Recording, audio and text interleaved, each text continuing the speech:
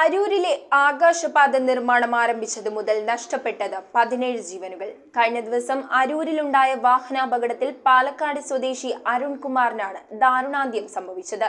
നിർത്തിയിട്ടിരുന്ന ട്രെയിലർ ലോറിക്ക് പിന്നിൽ ചരക്ക് ലോറി ഇടിച്ചായിരുന്നു അപകടം.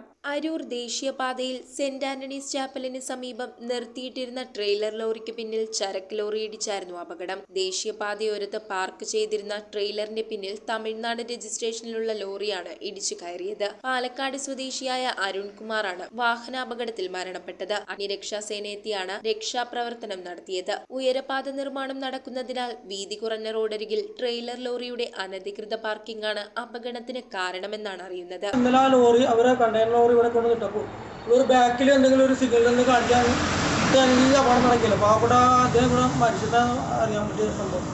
ഇതൊക്കെ തുടർച്ചയായിട്ട് ആരും ഇതേപ്പറ്റി അധികാരികൾ ആരും ശ്രദ്ധിക്കുന്നില്ല, ആരും ഒന്നും ചോദിക്കുന്നില്ല, പറയുന്നത് ഇതൊക്കെ പാവപ്പെട്ട ആൾക്കാർ ഇതെല്ലാം അനുഭവിച്ചിരിക്കും. News bureau, Aroor.